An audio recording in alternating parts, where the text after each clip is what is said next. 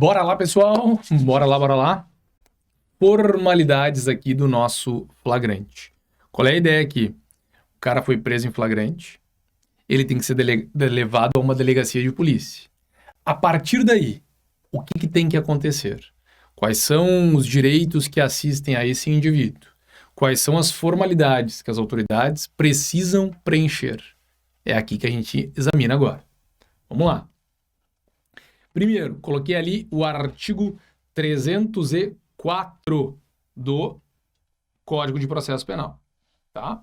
Apresentado o preso à autoridade competente, ouvirá esta o condutor. Então, a autoridade competente, o delegado de polícia, vai ouvir o condutor. Na vida real, no dia a dia, normalmente é a polícia militar. Vai entregar a esse condutor o recibo do preso, olha só. Ouve o condutor, né? E vai entregar o recibo, porque o condutor está entregando o preso para ele. Em seguida, vai ter a oitiva das testemunhas, as testemunhas da prisão em flagrante. Então, a autoridade que prende sempre deve estar ligada, né, em já angariar testemunhas. E depois, ao interrogatório do acusado. Tem que pensar aqui para ter essa ordem, né? Condutor, testemunha e interrogatório. Pessoal, essa ordem dos atos aqui em relação à prisão em flagrante, eu posso fazer uma analogia dessa ordem dos fatos com a ordem dos fatos lá nos procedimentos, das audiências, em que o interrogatório é o último elemento para acontecer. Tá, e por que o primeiro é o condutor aqui? Poxa, o cara chega com o preso lá. Tá, o cara tem que nos contar uma historinha, né? Peraí, me conta o que aconteceu. Me conta aí o que aconteceu, porque tu tá me entregando um preso aqui, cara. Você tá dizendo que o cara tava cometendo um crime, entendeu? Depois eu vou ouvir as testemunhas e depois o interrogatório. Buenas. Tá, mas e se eu não tenho testemunhas, Brandão? Já era? Não. A falta de testemunhas, ela vai acontecer em trocentos casos, né? E ela não impede a prisão em flagrante. Lá na entrega do camarada, quando essa pessoa, eu não estou falando que foi um policial que prendeu em flagrante para vocês não acharem que tem que ser um policial, né? Mas quando um indivíduo prende outro em flagrante, leva para a delegacia, lá na delegacia eu tenho que ter testemunhas dessa entrega do preso. E aí eu vou ouvir essas pessoas no lugar das testemunhas do fato, que deveriam ter sido ouvidas, mas como elas não existem, certo? Eu vou ouvir essas pessoas lá em substituição. Bom, quando o indivíduo é preso, o cara foi preso, tô chegando com ele na delegacia, tô chegando com ele ali. Imediatamente, nós já nasce esse direito da prisão, do ato da prisão, ser comunicada ao juiz. Ela tem que ser comunicada ao juiz. Quem mais? Ao Ministério Público. Isso para vocês é muito importante.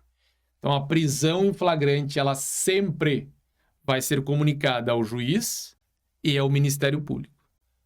Não há aqui alternativa, um ou outro. Na falta de um, não tem falta. É a ambos. Agora sim, e a família do preso ou a pessoa por ele indicada. Então, eu tenho que comunicar ao juiz, eu tenho que comunicar ao Ministério Público. E aí depois nós vamos ver alternativamente família do preso ou pessoa indicada pelo preso. Aí sim. Agora, o que tu tem que cuidar? Essa é uma comunicação imediata, então ela tem que estar na rotina lá na delegacia de polícia, tá? Tem que estar na rotina. Então, o cara chega preso em flagrante, comunica o juiz. Tá? Outra coisa é o prazo de 24 horas que se tem, tá? Para mandar o auto de prisão em flagrante para o juiz. Tudo o que eu estava falando ali para vocês que tem que ser feito, né, a oitiva do condutor, das testemunhas, do próprio preso, faz parte do auto de prisão em flagrante. É o documento que vai trazer os elementos da prisão em flagrante e que vai ser mandado para a autoridade judiciária competente. Ele tem que ir para a autoridade judiciária competente, nós vamos ver, em 24 horas.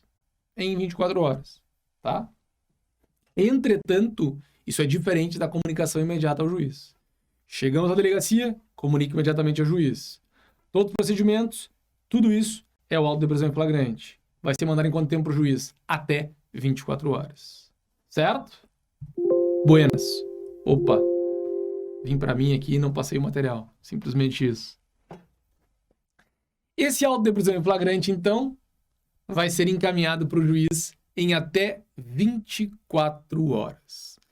E vejam só, já nesse auto de prisão em flagrante, eu vou ter que informar o advogado do indivíduo.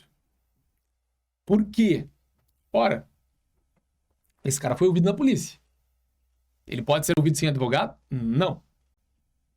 Então, o advogado é pressuposto de todos esses atos.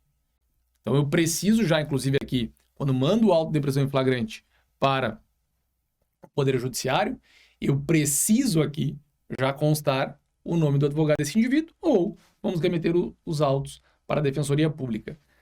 Então, mas como assim vai remeter os autos para a Defensoria Pública?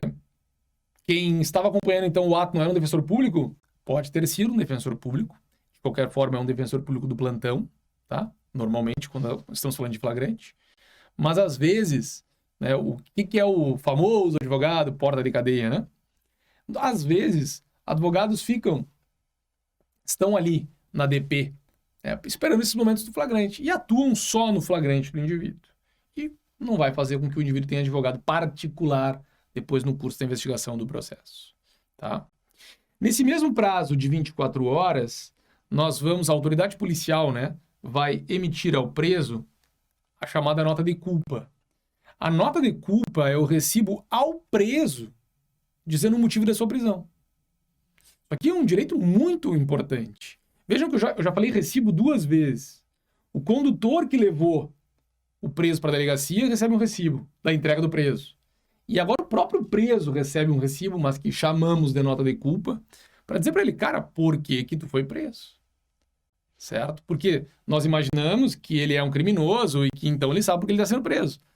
Sim, pessoas inocentes acabam sendo presas também, certo? E isso é muito importante, até para que esse indivíduo possa se defender. Bom, mas e o juiz?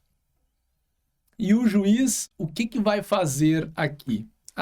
O juiz. Pessoal, aqui nós temos um momento muito importante e que as pessoas confundem.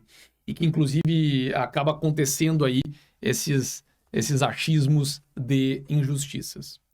O juiz recebe o auto de prisão em flagrante no prazo de até 24 horas após a realização da prisão. Aí, diz o 310, ele deverá promover a audiência de custódia. Já comento sobre isso, tá?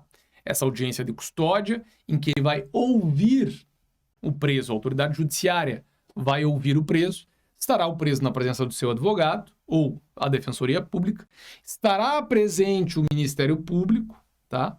E aí o juiz deverá decidir. Bom, vamos por partes. O juiz deverá promover a audiência de custódias. No prazo máximo de 24 horas, vamos lá, após receber o auto de prisão em flagrante, no prazo máximo de 24 horas, após a realização da prisão, o juiz deverá promover a audiência de custódia. Esses elementos aqui, a audiência de custódia, ela ingressou no Código de Processo Penal e começou a produzir efeitos em janeiro de 2020. Em 2019 foi publicado o pacote anticrime, Lei 13964 de 2019, que começou a entrar em vigor em 2020. Até lá, não havia dentro do Código de Processo Penal a regulação sobre a audiência de custódia. Tínhamos uma resolução do CNJ, né, se eu não me engano, de 2015, que falava sobre essa resolução, sobre a audiência de custódia, que está até, inclusive, valendo até hoje, essa resolução. E o pacote anticrime trouxe a audiência de custódia aqui para dentro. Tá?